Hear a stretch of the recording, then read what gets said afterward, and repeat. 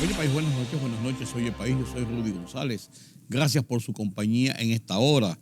Avanzamos en el mes de octubre y con el avance del mes de octubre tenemos a la vuelta de la esquina el domingo próximo la consulta, una suerte de primarias del PLD para escoger entre 6 aspirantes a el potencial candidato presidencial por ese partido para el 2024.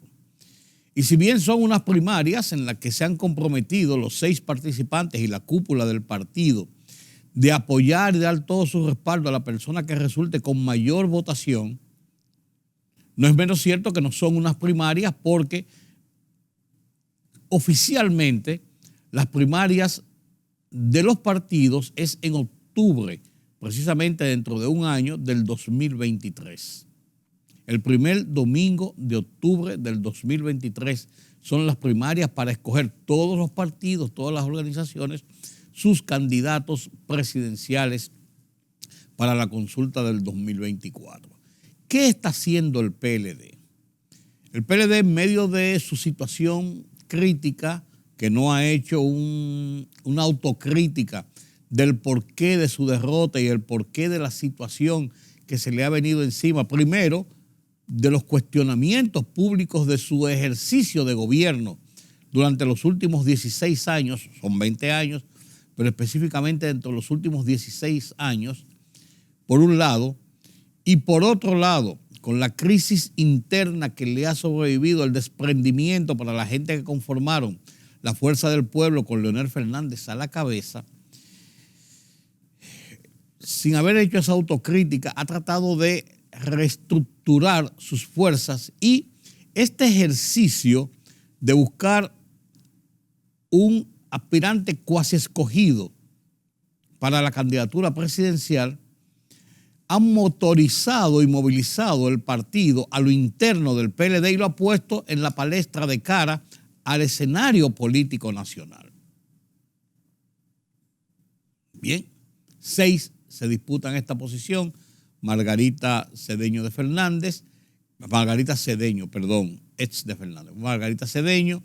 Karen Ricardo, Maritza, ¿cómo se llama doña Maritza? Maritza Hernández, Luis de León, Abel Martínez y Francisco Domínguez Brito. Estos son los 6 aspirantes. La votación es una votación universal en la que van a participar todos los miembros del PLD, están convocados para participar todos los miembros del PLD inscritos en el partido y el conglomerado mayor de edad de todo el país que no tenga una afiliación política inscrita en otro partido. Así que se establecen las cosas. Cualquiera puede ir a votar. Yo, por ejemplo, que no tengo ninguna afiliación política, nunca la he tenido, no estoy inscrito en ningún partido, nunca he sido de ningún partido, puedo ir a votar en esa convención porque me diera la gana. Sin embargo, Twingo, que es del Partido Alianza País, el de Guillermo Moreno, él no puede ir a votar porque es miembro de otro partido, inscrito en otro partido. Entonces sería rechazado por el padrón. Esas son las cosas. Pero esto moviliza al PLD. Sin embargo, el PLD se juega una carta con esto. Dentro del desconcierto que ha habido en muchos sectores del PLDismo, el remezón que ha sufrido después de la derrota del 2020, los cuestionamientos por corrupción, el cisma interno por los que se han ido a conformar la Fuerza del Pueblo y otros tantos que se han echado en la política partidaria y dicen, yo no me voy a meter en eso, mira la misma cosa, o que están esperando a ver qué pasa, porque no sabe. Y todo eso dentro de un marco que yo lo he dicho y lo he repetido varias veces, me da la impresión de ver a los PLDistas con la misma vergüenza que tenían los reformistas cuando salían del gobierno. No querían decir que eran reformistas. se abstenían de decir que eran reformistas. Les daba vergüenza los cuestionamientos a su partido, a su líder, a sus gobiernos. Y lo callaban y se mantenían callados. Y después aparecían en los momentos de votación, porque era un partido para votaciones realmente. Era un partido que no tenía vida propia como partido, como institución de partido. Sí, uno que otra cosa, con una escuela de formación política y qué sé yo, pero no le ejercía nada, no hacían nada, no había vida política. Y eso yo me temo que está pasando con lo mismo con los PLDistas o con muchos PLDistas. Entonces, en este marco de situación, digo que el PLD también se juega una carta peligrosa por lo siguiente. La decisión de la escogencia del candidato presidencial, porque va a ser el candidato presidencial, tendrá que ser ratificado en una convención de delegados y lo que sea, en octubre del año que viene, pero podría provocar el resultado de esta elección nuevos disgustos a lo interno de la dirigencia media y las bases del partido, que no se sientan conformes con que su candidato, su aspirante, la persona en que ellos siguen haya perdido el proceso y lo puedan endilgar a que haya habido fraudes internos o dictados de preferencia de parte de sectores de la cúpula en favor de uno u otro candidato. Y eso podría provocar que más gente se pudiera sentar o que más gente pudiera sentar, es que no hagan política, se queden ahí, o que opten, si son políticos realmente y creen en la vida política, se crucen a otro partido, cual que sea. Es un riesgo que se corre, pero también es un riesgo, es una carta de que podían con esto conformar una mejor unidad y que ciertamente el partido sea motorizado. Ya veremos qué pasa el domingo próximo. Esta es una semana de mucho laborantismo en el PLD. Pero quizás el tema más importante que tenemos sobre la mesa aquí en República Dominicana es el tema de Haití. La OEA acogió así, pero no ha dicho más nada, la solicitud de República Dominicana de que la comunidad internacional intervenga en la situación de Haití. La Organización de las Naciones Unidas, a través de su Consejo de Seguridad, ha anunciado que está diseñando una estrategia para ayudar a Haití. El gobierno de los Estados Unidos, a través del Departamento de Estado, ha dicho este lunes que está buscando ver la mejor fórmula para ayudar a la situación de la crisis de Haití. Mientras tanto, el primer ministro Ariel Henry, pidió oficialmente a las Naciones Unidas, a la OEA y a la comunidad internacional, por diferentes vías, una intervención en la vida política de Haití, una intervención para buscar soluciones a la crisis político, económico, social que sufre esa nación. Cada vez en mayor deterioro, cada vez con una menor falta de autoridad. Este pedido de Henry, que fue aplaudido por unos y rechazado por otros, fue desnaturalizado por el Senado, que le pidió, el Senado de ese país, que está en bandolera, le pidió retirar esa petición, porque Haití, entienden ellos, debe buscar sus propios caminos de solucionar su crisis y su situación y no con una intervención extranjera. Una intervención que se ha hablado que puede ser una intervención militar, una intervención que se ha hablado que puede ser una intervención técnica con un apoyo de generar instrucciones para la creación nueva vez de un ejército y dotar a la policía y a las autoridades de los componentes que le permitan enfrentar, por ejemplo, a los bandoleros que tienen el control de las calles de Haití, armados y con el control de las calles. Eso parece más imposible. Lo que sí es inminente que habrá una acción sobre Haití.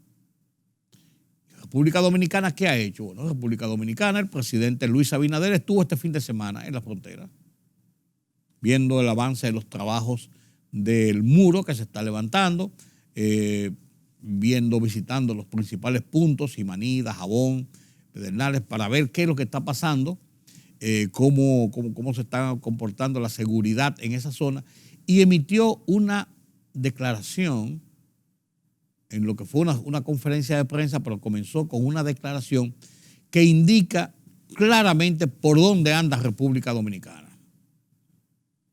En esta visita a Dajabón, para ver parte de los trabajos que se están realizando aquí, especialmente en relación con la frontera, y también determinar cómo van la situación, como ustedes saben, por los problemas con el vecino país. Para todos conocen, los amigos también de comunicadores que nos acompañan, tanto de la capital como de aquí de la provincia y de la región. Desde que llegamos al gobierno, es de todos conocidos, que hemos venido trabajando e instrumentando una importante labor en la frontera, que va mucho más allá de la verja fronteriza que estamos construyendo. Una verja fronteriza que vamos a terminar el próximo año, los primeros 54 kilómetros, después haremos los 112 y en toda la frontera va a haber ya unas instalaciones de tipo tecnológicas que nos van a permitir controlar no solamente la inmigración, sino también todo lo que tiene que ver con la seguridad ciudadana, muy importante para nosotros y para todo el país. Hoy es nuestro interés que el pueblo dominicano, por conducto de los representantes y de las vías de los medios de comunicación que nos acompañan en este día, tanto nacionales como locales, sea testigo de las acciones que está haciendo el gobierno para fortalecer la seguridad nacional. Y en este sentido estamos haciendo una compra muy importante en las diferentes áreas, tanto en la Fuerza Aérea como en el Ejército, para fortalecer nuestras capacidades de defensa de nuestro país. Este nuevo equipamiento que estamos anunciando hoy incluye la adquisición de 6 helicópteros Huey para el fortalecimiento de las labores de la Fuerza Aérea y 10 nuevas aeronaves de reconocimiento y vigilancia. Estos helicópteros permitirán cumplir efectivamente las tareas de reconocimiento y las aeronaves de vigilancia aérea, operaciones tácticas, transporte personal, búsqueda y rescate, evacuaciones médicas, transporte de carga, extinción de fuegos forestales y entrenamiento. Eso nos va a permitir también a nosotros, de esa manera, establecer lo que había sido un plan estratégico de la Fuerza Aérea, que es establecer el Comando Sur de la Fuerza Aérea desde Barahona, con la adquisición de esos nuevos equipos. También en relación con el Ejército, estamos adquiriendo 21 vehículos blindados de transporte de personal, que cabe mencionar es la mayor adquisición de este tipo de vehículos por parte de los gobiernos dominicanos desde el año 1961.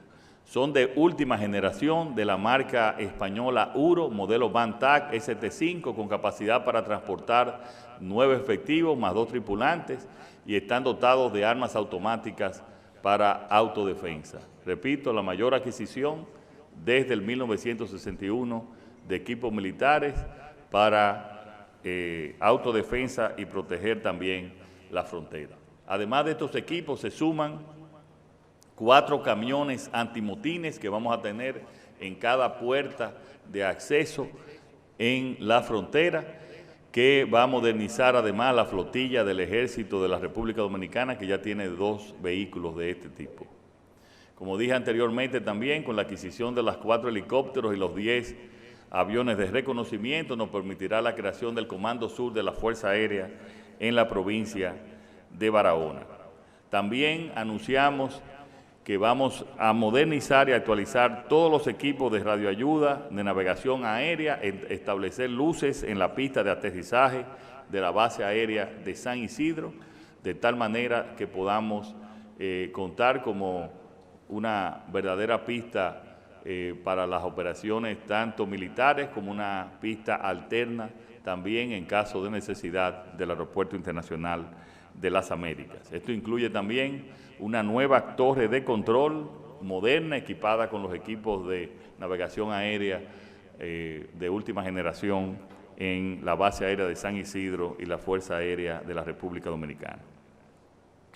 Al mismo tiempo que estamos comprando nuevos equipos, estamos también fortaleciendo lo esencial, que es nuestro capital humano, que son nuestras fuerzas y los miembros, tanto de la Fuerza Aérea como del Ejército. Y en este sentido, estas medidas de equipamiento van acompañadas de disposiciones dirigidas a mejorar las condiciones de vida y de trabajo de los soldados que prestan servicio a lo largo de toda la línea fronteriza, como lo son los integrantes de los batallones 10, 11, 14 y 16 de infantería, que a partir del próximo mes recibirán un incentivo extraordinario mensual de 3.500 pesos adicionales a sus salarios y a los otros beneficios que reciben en la actualidad. Y a partir del mes de enero, todos los soldados que se realisten recibirán un incremento salarial de 5% válido para fines de retiro y como un reconocimiento a sus años de servicios al país y en su condición de espina dorsal de la seguridad del país y de espina dorsal también de nuestras Fuerzas Armadas.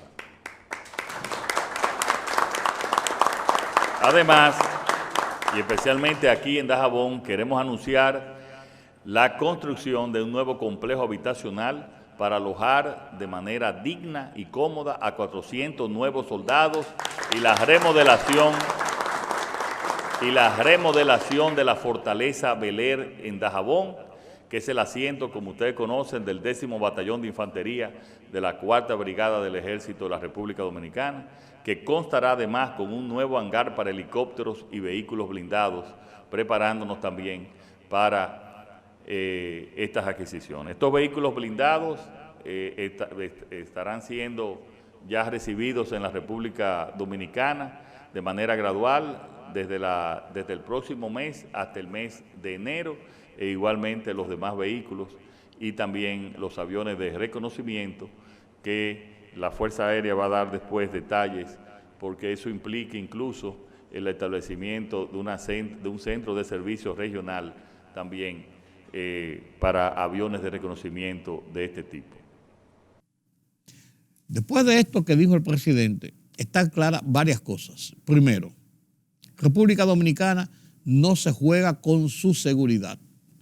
Dotar toda la zona fronteriza, que manda un mensaje de instrumentación militar más fuerte para poder tratar de controlar lo que puede ser una migración masiva sin que haya necesidad de alguna situación de violencia. Pero además de eso, si se produjera una situación de agresión y de violencia sobre República Dominicana, están listos para responder. Que ojalá que eso no lleguemos nunca. Segundo, que si en la conformación de una suerte de fuerza multilateral para el tema de Haití, República Dominicana no va a participar ni va a prestar el territorio dominicano para ese uso. O sea, República Dominicana se va a mantener neutral en esa situación. Simplemente de defensa de su cordón fronterizo. Tercero, si hay una situación de esta naturaleza, la frontera quedará sellada, quedará cerrada oficialmente. Cuarto, si se establece, yo soy que estoy enumerando, eso no hay un comunicado enumerado, estoy hablando de lo que planteó el presidente, si se planteara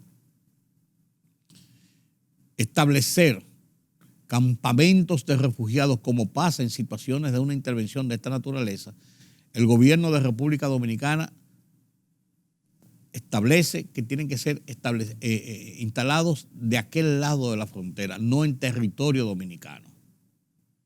La República Dominicana no va a aceptar tener refugiados por una situación más aguda de la que hay ahora en el lado dominicano. Quinto, la República Dominicana va a mantener su presión sobre la comunidad internacional de que lo que hay que ayudar es a Haití a superar los problemas que tiene políticos, institucionales, económicos y de carácter de control social, con una acción de la comunidad internacional para buscar una pacificación y un grado de institucionalización que permita a Haití enrolarse en los procesos de la democracia. ¿Cuáles son esos procesos de la democracia? Unas elecciones libres, establecer que haya un orden jerárquico, primer ministro, un congreso, justicia, un gabinete, que sea interlocutor válido para poder establecer un marco de conversaciones, de negociaciones, de solución de conflictos, que no lo hay en Haití desde hace mucho tiempo y que se agravó después del asesinato del presidente Jovenel Moïse el 9 de julio del año pasado. Es en este sentido que la agencia internacional Deutsche Welle de Alemania plantea en un reportaje lo que está ocurriendo en Haití, incluyendo el problema sanitario ahora del cólera. Veamos. En medio de toda esta situación, los dominicanos debemos estar aquí unificados con las posiciones de nuestro gobierno, con las posiciones de nuestro Estado, porque en esto no debe verse a Luis Abinader, que ha sido el abanderado de esta petición, de este grito de auxilio a la comunidad internacional. No puede verse a Luis Abinader como un ente solitario, como un hombre del PRM, como el gobierno, como la situación política, como si esto va a resultar en beneficios políticos o de tal cosa. No puede verse así. Esto es un asunto de interés nacional. Y en esto los dominicanos, aún aquellos malos dominicanos que aquí son pro-haitianos, vaya usted a ver, pero eso es tema de otro comentario, debemos aunar esfuerzo en favor de la República Dominicana, de nuestra seguridad, de nuestras garantías de que no estemos involucrados en una situación de esa naturaleza que pueda acrecentar las situaciones de tensión que existen tradicionalmente entre Haití y República Dominicana. Miguel Franjul, en su editorial del Listín Diario de la fecha, plantea claramente lo que está por venir en Haití. En su editorial, que lo vamos a oír en su voz, titulado Esperando el día D, analiza esta situación. Lo comparto con ustedes a continuación.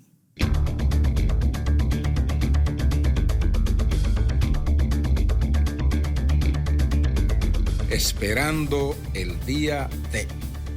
No hay dudas de una intervención militar inminente en Haití. El día D alude al nombre y clave de la operación Overlord, que marcó el desembarco de las tropas aliadas en Normandía el 6 de junio de 1944 para liberar a Francia de la ocupación alemana. En el caso haitiano, ha sido el Consejo de Ministros el que formalmente ha solicitado a la comunidad internacional que entre al país para pacificarlo y reconducirlo hacia su estabilidad. La Organización de las Naciones Unidas, que ha tenido experiencia de intervención militar con fines pacíficos en Haití, parece decidida a aceptar la solicitud. Y la declaración ayer del presidente Abinader, admitiendo francamente que el país la apoyaría diplomáticamente, aunque no militarmente, dan más fuerzas a esas expectativas. No es casual que, en el momento de su visita a la frontera, el presidente diera amplios detalles de la preparación militar del país a través de la adquisición de helicópteros, aviones y vehículos de patrullaje y transporte para mayor seguridad de la línea fronteriza. Algo más, el presidente fue también muy claro y responsable en advertir que en caso de producirse la intervención militar pedida por Haití de manera formal y pública, el gobierno cerrará la frontera. Lo más razonable, pues al momento de operaciones militares para desmantelar las bandas armadas que han tomado el control de Haití, aquello se convertirá en un escenario de guerra. Y lo único que preserva la seguridad nacional y la soberanía es un fuerte valladar militar para contener no solo los intentos de los miembros de las bandas por buscar refugio aquí, sino de aquellos ciudadanos que tratarán de escapar a las confrontaciones. Cuando llegue el día D para Haití, los dominicanos tienen que estar firmemente unidos en la defensa estratégica de la nación y conscientes de todas las implicaciones que pudiera tener.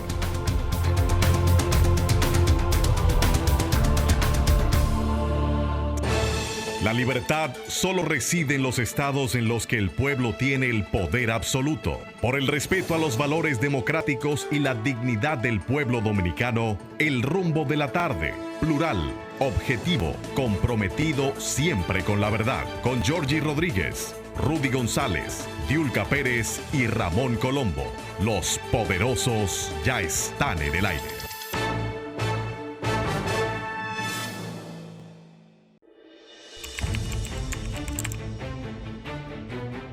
Periodismo de investigación, columnas, opinión, análisis, reportajes de fondo. Hora por hora, una completa plataforma multimedia. Periodismo con valor. Noticias horaporhora.com.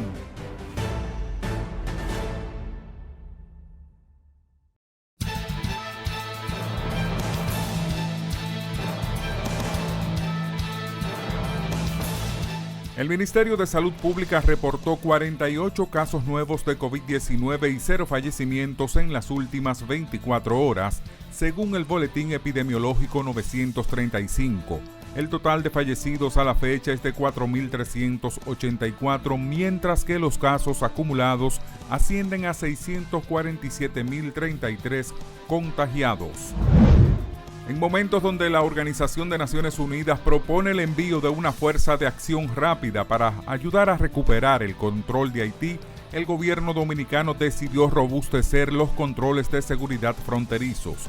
De acuerdo al anuncio hecho por el presidente Luis Abinader, el plan incluye el reemplazo de 6 helicópteros Huey 2, la adquisición de 10 nuevas aeronaves de reconocimiento y vigilancia, además la creación de un Comando Sur de la Fuerza Aérea con asiento en Barahona, 21 vehículos blindados de transporte de personal, 4 camiones antimotines para el ejército, la actualización y modernización de los equipos de radio para la navegación aérea y luces para la pista de aterrizaje de la base aérea de San Isidro, incluyendo una nueva torre de control. Fue hasta el pasado domingo la última jornada de búsqueda realizada por la Armada Dominicana y la Defensa Civil a las personas náufragas cuyo paradero se desconoce de la embarcación que salió desde el municipio de Cabrera con destino a Puerto Rico y que zozobró en las costas de la provincia María Trinidad Sánchez. El expresidente Danilo Medina se mostró esperanzado en el éxito de la consulta para elegir su candidato presidencial del Partido de la Liberación Dominicana, PLD, a realizarse el próximo 16 de octubre. Dijo que no tiene dudas de que esa organización política ganará las elecciones presidenciales del próximo año 2024.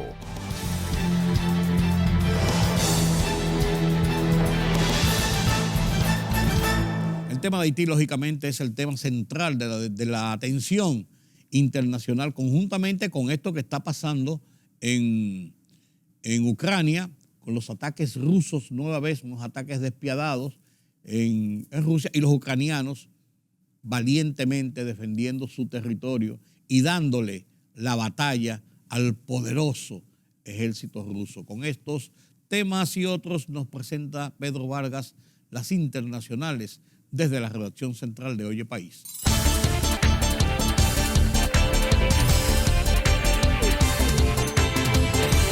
El secretario general de la Organización de Naciones Unidas, Antonio Guterres, llamó a discutir de forma urgente la solicitud del gobierno de Haití para el despliegue de una fuerza internacional en el país y propuso al Consejo de Seguridad una posible fórmula para dar apoyo de seguridad a la nación caribeña. El secretario general sigue preocupado por la situación en Haití, que se enfrenta a un brote de cólera en medio de un deterioro dramático de la situación de seguridad que ha paralizado el país, señaló el portavoz de Guterres, Stefan Dujarric, en un comunicado. El secretario general de la Organización del Tratado del Atlántico Norte, Jens Stoltenberg, ha condenado los horribles e indiscriminados ataques por parte del ejército de Rusia contra la capital de Ucrania, Kiev, y otras ciudades del país, que han dejado cerca de 10 fallecidos.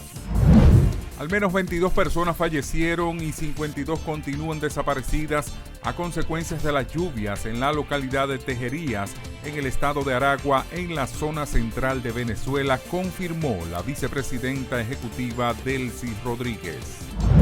El expresidente de la Reserva Federal de Estados Unidos, Ben Bernanke, que prestó sus conocimientos académicos sobre la Gran Depresión para trabajar en la reactivación de la economía estadounidense tras la crisis financiera de 2007 y 2008, ganó el Nobel de Economía junto con otros 2 economistas afincados en Estados Unidos por su trabajo sobre los efectos de los colapsos bancarios. Bernanke, Douglas Diamond y Philip Diving fueron reconocidos por mostrar en su trabajo por qué evitar el colapso de los bancos es vital. Así lo indicó la Real Academia Sueca de Ciencias al anunciar el premio en Estocolmo.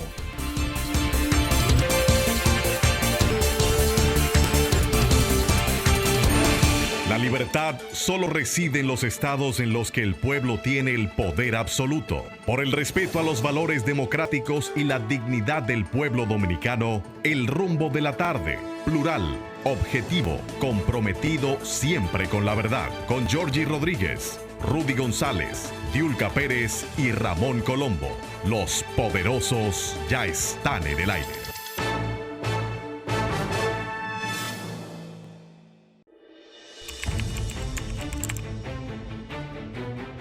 Periodismo de investigación, columnas, opinión, análisis, reportajes de fondo. Hora por hora, una completa plataforma multimedia. Periodismo con valor. Noticias horaporhora.com.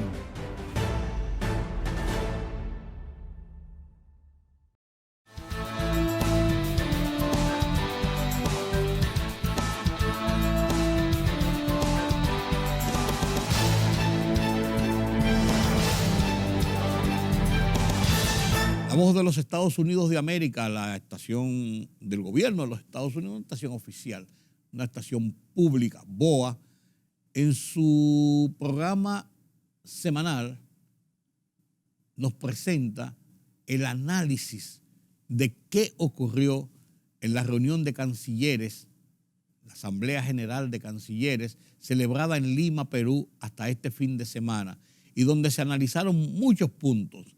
La situación de la igualdad, la situación de los derechos humanos, la situación de la defensa de la democracia, el tema Haití.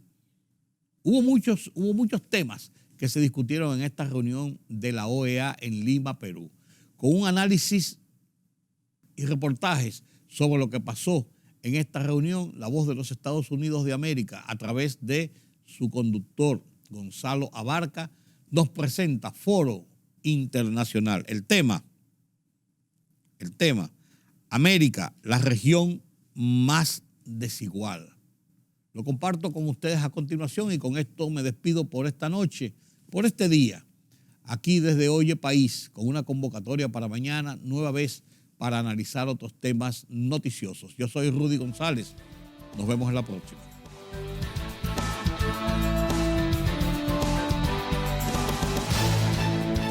Esta semana se realizó en Lima, Perú, la Asamblea General número 52 de la OEA. Estados Unidos, a través de su secretario de Estado, Anthony Blinken, ha tenido una participación activa en el encuentro. De hecho, Blinken llega al foro hemisférico más importante luego de una gira por Colombia y Chile, donde se reunió con los presidentes de esos países. Para muchos, las conclusiones de esta asamblea carecen del compromiso político para resolver los problemas más apremiantes: migración, derechos humanos, fortaleza democrática.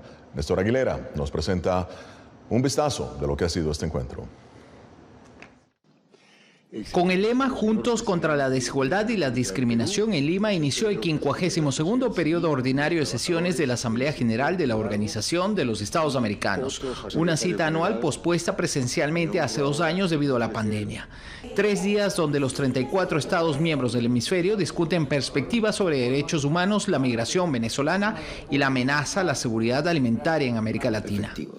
Confiamos que este diálogo será una oportunidad para escucharnos y procurar identificar y generar conexiones que aporten a las múltiples necesidades que viven nuestros pueblos. En su intervención desde la capital peruana, el secretario de Estado Antony Blinken reiteró el compromiso de Estados Unidos para fortalecer la organización, a la cual Estados Unidos aporta más del 50% del presupuesto anual.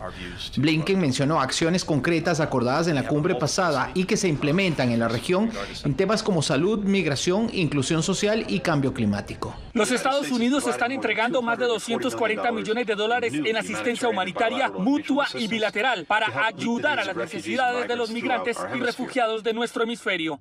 Por otra parte, durante la asamblea, la OEA no admitió debatir la revocatoria de Gustavo Tarre, representante del opositor venezolano Juan Guaidó, reconocido por 50 países como presidente interino de Venezuela.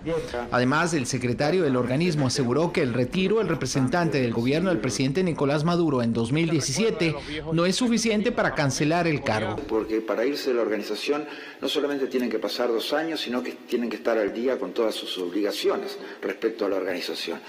Y por lo menos debemos reconocer que nos deben algunos millones de dólares de cuentas pendientes de contribuciones a la organización. Finalmente, Guatemala lideró la propuesta de 25 Estados miembros para mantener suspendida la representación de Rusia en el organismo, al tiempo que argumentó la afección de la guerra en la seguridad alimentaria de las Américas y la ilegalidad de la anexión de territorios ucranianos. Néstor Aguilera, Voz de América, Lima, Perú. Y bien, para analizar las conclusiones y desafíos de esta asamblea de la OEA, me acompaña la doctora Vanessa Neumann, participante, miembro de la sociedad civil en esta asamblea, analista internacional y presidenta de Asimétrica. Y también él es el representante de Colombia ante la OEA, el embajador Andrés González. Bienvenidos ambos. Vanessa, un placer tenerte nuevamente con nosotros. Voy a empezar contigo. ¿Qué desafíos, tú que estás ahí en el ojo del huracán, qué desafíos enfrenta esta asamblea y cómo precisamente los han tenido de frente, cómo los han enfrentado? Bueno, gracias. Siempre un placer volver a estar contigo, Gonzalo. Un placer. Me encanta estar en este show y tu discusión. Básicamente es una asamblea general muy interesante y muy dura. Se espera que hoy en particular va a ser bastante duro. Hoy van a votar las posiciones sobre la Corte Interamericana de Derecho. Tenemos presentaciones sobre en la plenaria sobre los derechos humanos. También hay una discusión sobre las Malvinas. Eso ha volvido a surgir. Siguen discusiones sobre Venezuela. Entonces hay muchos retos. Yo personalmente lo que vi, participamos a sociedad civil antes de la apertura oficial. Fue como el primer evento enfrentando los jefes de delegaciones. Y lo que a mí me impresiona es que, por ejemplo, hay mucho, yo estoy a favor de la inclusión de los derechos de afrodescendientes, de LGBTIQ+, etcétera, y se habló mucho de la pobreza, de los derechos humanos, pero no se ha hablado de los derechos de los torturados, de los prisioneros políticos y de los que son víctimas de asesinatos extrajudiciales. Esos derechos no están representados. A pesar de eso, la declaración que yo había leído en frente de Antony Blinken en la Cumbre de las Américas en junio fue leído casi palabra por palabra o claro, resumido en su totalidad en este evento. Entonces es muy en esta Asamblea General. Claro. Ahora, embajador González, bienvenido. Voy a retomar lo que dijo la doctora Neumann, y es que entre los temas abordados está precisamente la migración venezolana, Nicaragua y el debilitamiento de las instituciones en algunos países del continente. Usted, como ex representante de su país, le pregunto, ¿puede verdaderamente la OEA solucionar estos problemas? Gracias, Gonzalo. Saludo especial, Vanessa. La OEA es el foro político más importante del continente porque es el único donde están todos los países para encontrar salidas, para buscar consensos. No logrará ni podrá resolverlo todo. Las instituciones multilaterales en el mundo todavía tienen que fortalecerse muchísimo. Mire usted el caso de Naciones Unidas frente a la crisis de Ucrania y frente a la agresión a Ucrania. De manera que hay que seguir trabajando en el fortalecimiento de estas instancias multinacionales para afrontar los desafíos. pero es una gran oportunidad, primero de integración. La vía de la integración entre los países de América es fundamental para afrontar los desafíos, para afrontar los retos. En segundo lugar, tenemos varios. Desde luego, usted menciona la inmigración. La inmigración de compatriotas, de hermanos venezolanos hacia Colombia ha sido enorme, pero también ha sido muy solidaria y muy importante la respuesta. Este es un buen ejemplo, un buen camino. Y va a haber muchos problemas de inmigración, porque con la recesión mundial, con el desafío de pobreza en América, va a haber enormes flujos de migración. ¿Cuál es la respuesta? Tiene que haber garantía a la seguridad del migrante. El migrante debe transitar con seguridad por toda América. Y bien, la pregunta es, ¿cómo afecta un nuevo mapa político de la OEA y cómo ven las naciones del continente la acción de Estados Unidos en el organismo? Continuamos analizando el tema de la Asamblea número 52 de Naciones Unidas. Embajador, el secretario de Estado Antony Blinken se reunió con el presidente de Colombia, Gustavo Petro, así es, en un intento por buscar puntos comunes, ¿no?, en temas bilaterales, principalmente el tema de las drogas. ¿Cómo ve usted la nueva política de Colombia en la OEA? El diálogo con el secretario Blinken fue fructífero. Lo importante es que haya cambio de ideas en diferentes perspectivas. Mire usted, yo he podido advertir una coincidencia en cuanto a que hay que revisar la perspectiva. El tema de la droga hay que mirarlo de manera integral. Hay que controlar oferta, pero también hay que controlar demanda. Pero hubo temas como la necesidad de enfocar la interdicción básicamente frente a quienes ocupan un lugar en la cadena del narcotráfico como capos, como quienes controlan el negocio, y no necesariamente frente al joven consumidor o frente al campesino. De manera que aquí hay una reflexión sobre la manera de abordar la política, que es muy importante. Claro.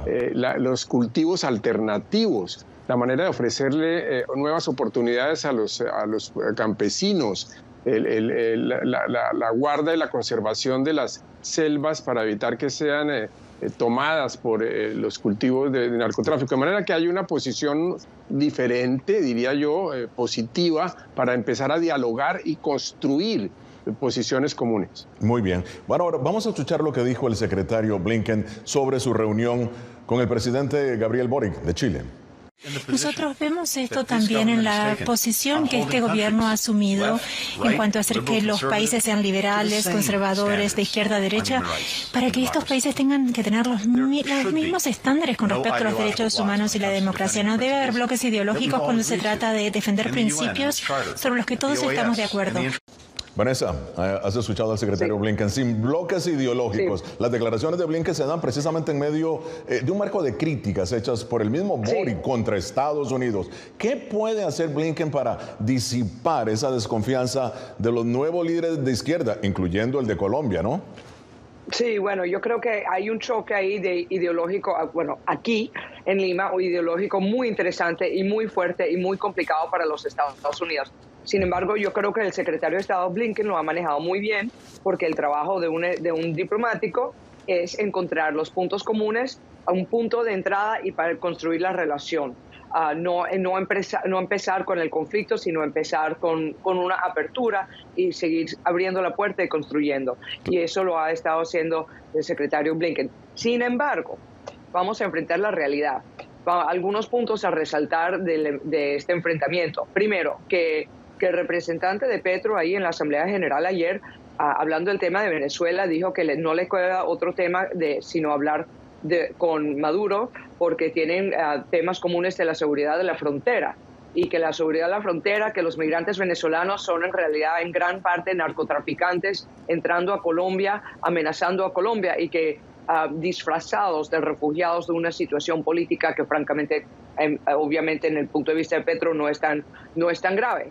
Entonces eso realmente es una posición muy fuerte. Acuerden también que 19... Muy fuerte. Y además, acuérdense que México, Brasil y Argentina no condenaron a Rusia. Votaron para no condenar a las acciones de Rusia en Ucrania. Y ahora Argentina tiene... entonces hay hay una división aquí muy fuerte. Ahora, claro, ahora, el doctor González, fíjese usted que llega Blinken a América Latina precisamente recibiendo fuertes críticas, de eso no hay duda. Ahora, la pregunta es, ¿sigue siendo relevante la OEA como organismo hemisférico o cree usted que se ha convertido en un foro de discrepancias sin ningún tipo de consecuencias? No, la OEA tiene que fortalecerse. La OEA es un instrumento que ha de servir para enfrentar varios desafíos. Primero, derechos humanos. Los derechos humanos son un presupuesto básico en todo nuestro continente. Mire usted que aquí la Comisión Interamericana de Derechos Humanos, también la Corte Interamericana juegan un papel fundamental para hacer visible cualquier violación que se cometa en temas de derechos humanos. Y los derechos humanos no son de ideología, sea cualquiera, la izquierda o la derecha, la orientación de uno u otro gobierno, los derechos humanos tienen que ser visibles, deben ser garantizados y para eso funciona y ha de funcionar la OEA de una manera fundamental. Ahora, voy a retomar lo que está diciendo sobre el tema de derechos humanos y hablemos de Nicaragua porque merece un capítulo aparte en sí. Esto fue lo que dijo el secretario Almagro sobre las acciones de la OEA en ese país en el tema de derechos humanos. Los contactos para abordar temas políticos no han sido posibles. El régimen definitivamente se ha distanciado de la organización en ese sentido y las dificultades para trabajar estos temas han ido increciendo. Muchos de estos trabajos están siendo enfocados obviamente en la liberación de los presos políticos y en los temas humanitarios y derechos humanos que hay en Nicaragua. Bueno, Vanessa, paso contigo. En noviembre de 2021, Nicaragua anunció su retiro de la OEA y 5 meses después cerró la oficina del organismo en Managua. O sea, ¿cómo entonces pretende la OEA presionar al presidente Ortega en el tema de derechos humanos, como lo ha dicho el embajador, el doctor González, y la institucionalidad de ese país? Brevemente, tu respuesta. No, francamente no entiendo cómo. No le veo el mecanismo, no le veo la fuerza, no veo cómo lo va a hacer. Sin embargo, el tema de la apertura y de la oficina es un tema que también surgió ayer con el tema de Venezuela y Maduro, que habían algunos estados partes que querían abrir la oficina de la OEA dentro de Caracas, que sería un reconocimiento tácito de Maduro, además de la otra votación sobre TARRE. Y ahora lo que pasa es que, y también hubo un voto que si Nicaragua y Cuba, a pesar de que siguen siendo miembros, a pesar de que no aparecen y se han tratado de retirarse, que si ellos deberían contar, por ejemplo, en los 35 países para una mayoría, por ejemplo, en el voto donde tú necesitas una supermayoría de 2/3 o no. Entonces, hay mucha confusión, hay definiciones que incluso no están claras dentro de la OEA yo no veo el mecanismo cómo pueden presionar, excepto a través siempre de sus aliados, ¿no? Claro. o sus vecinos. Interesante. Lo cual es lo que uno siempre hace en la diplomacia. Claro, interesante lo que estás diciendo ahora, embajador. Ni Argentina, ni ahora Colombia, ni Honduras, ni Guatemala, mucho menos Venezuela, se han reunido para condenar la violación de los derechos humanos en Nicaragua. En su opinión, ¿falla en su misión la OEA al no lograr consenso en temas tan importantes y básicos como estos brevemente? En la OEA siempre ha habido tendencias distintas, hay diversidad de países, es un foro político donde hay que hacer planteamientos y buscar consensos. Lo que es evidente es que la grave violación de derechos humanos en Nicaragua, como ha sido constatada por la Comisión Interamericana de Derechos Humanos, requiere una acción y hay que buscar los caminos. La sola denuncia, hacer visible ese problema ya genera una posición ante el mundo, porque el mundo entero tiene que actuar en esta materia. Las democracias del mundo tienen que actuar en esta materia y obviamente la OEA tiene su lugar, su papel. Pero la denuncia ya de por sí es fundamental. Continuamos en Foro de la Voz de América. Vanessa, la Asamblea también trató el tema de los derechos humanos en Venezuela, no solamente en Nicaragua, sin acciones concretas en realidad, ni consecuencias contra Nicolás Maduro. Ahora, ¿cómo crees que la OEA debe presionar a Caracas para lograr algún tipo de avance, en tu opinión? Mira, no sé, lo veo muy complicado porque yo veo que francamente, y me duele decirlo en el alma, como tú bien sabes, porque llevo décadas luchando por la libertad y los derechos humanos en mi país natal, Venezuela. Sin embargo, yo veo que Maduro estaba ganando muchas batallas. Si ves la votación ayer en el tema de Tarre, lo veo muy complicado para que presionen. Lo único que realmente les queda es a los Estados Unidos y otros países, desafortunadamente, con una oposición de la cual yo fui parte, desarticulada, realmente estar presionando con ese Partnership for Prosperity in the Americas, ese tipo de inversión en infraestructura y ayuda humanitaria, y tratar de alejarlo de Rusia. O sea, eso sería básicamente tratar de aliviar el sufrimiento de los ciudadanos venezolanos, por un lado, y jalando a Maduro hacia los países, las democracias liberales, y alejarlo de Rusia, básicamente con esa sería la estrategia, claro. Esa sería la estrategia, porque lo estás diciendo bien. Venezuela ha actuado con su gran red de diplomacia, ¿no?, para lograr precisamente que no se aprueben una serie de mociones. Ahora, embajador, el tema de la migración de venezolanos y el impacto en Colombia, como usted lo mencionó anteriormente, también obviamente se ha tratado, pero más como declaración que como acción. Ahora, ¿qué sugeriría usted a la OEA para aliviar de alguna forma esta crisis humanitaria? Bueno, primero hay un paso adelante, diría yo, que es la apertura de la frontera entre Colombia y Venezuela para lograr cooperación, evitar todos los problemas de mortalidad, de contrabando, de grupos armados en este sitio tan estratégico para ambos países. Enseguida, la OEA tiene que garantizar los derechos fundamentales de los migrantes, la seguridad, la unidad de las familias, la atención de los niños, la salud. Va a haber mucha más migración seguramente en el continente por los temas económicos, la pobreza que está creciendo. De manera que la OEA y Naciones Unidas han de garantizar el respeto de los migrantes por todo el territorio para que no sufran ese terrible desafío que hoy tienen. Pero además los países deben ampliar sus políticas para darle posibilidades de estatus migratorio apropiado a quienes quieran trabajar, a quienes tienen que acceder a la salud, a la educación en cualquier lugar del continente americano. Y aquí el papel de Estados Unidos tiene que ser fundamental y mucho más flexible, dada la crisis tanto de Sudamérica, pero también de Centroamérica. Es un tema vital en el cual requerimos mucha más solidaridad y políticas públicas efectivas, seguridad y acceso social. Y ya en la parte final de Foro de la Voz de América, ¿cómo se nos ha ido el tiempo, no? Pero bueno, ahora sí, vienen las conclusiones. Vanessa, tus conclusiones sobre esta asamblea de la OEA. Adelante. Bueno, mis conclusiones es que esta es una situación muy complicada con un continente que ha girado mucho a la izquierda, incluso la derecha de Brasil se abstuvo en apoyar a Tarre y se abstuvo de criticar a Rusia.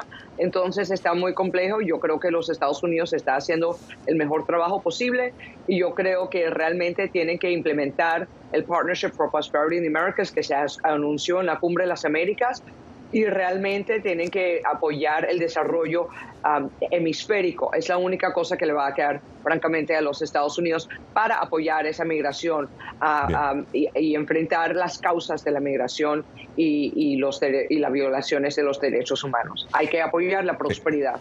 Embajador González, sus conclusiones. ¿Qué debe esperar el hemisferio de esta Asamblea General de la OEA? Pese a las limitaciones evidentes de la OEA, hay que seguir adelante y fortalecerla, primero, para seguir en la tarea de garantizar los derechos humanos en todo el continente. Segundo, fortalecer las tareas para consolidar las democracias. La democracia debe ser un presupuesto básico en toda América. Seguirá el gran desafío de la inmigración. Se requieren políticas públicas mucho más eficientes para enfrentar este problema. Y un siguiente desafío enorme, con la recesión, con el aumento de la pobreza en América, se va a requerir mucha más integración para que haya apoyo del mundo a las instituciones financieras interamericanas, de manera que se pueda propiciar un desarrollo interno que contrapese estos problemas. Son grandes desafíos, pero no hay duda de que la integración y el fortalecimiento de las instituciones como la OEA son absolutamente indispensables. Muy bien. Vanessa, voy a aprovechar antes de finalizar, hacerte rápidamente una pregunta sobre tu participación como miembro de la sociedad civil. Y esto lo sabe bien el embajador González. La OEA solamente acepta la delegación oficial del país. ¿Y cómo viste tú el recibimiento de la sociedad civil en el seno de la OEA, tu participación? ¿Fue bien recibida o totalmente rechazada? Bueno, es muy complejo y hay otra controversia incluso dentro de los grupos de sociedad civil de cómo se arman las coaliciones, porque ellos dan derecho de palabra por coalición en una manera que no es del todo transparente o sea, dan la vocería de esas coaliciones. Y lo que he visto también es, lo muy interesante también es que la OEA en la sociedad civil se ha vuelto un campo de batalla con los derechos reproductivos, lo cual no me esperaba. Pro aborto, pro derechos de aborto y sin aborto. Muy bien. Y yo creo...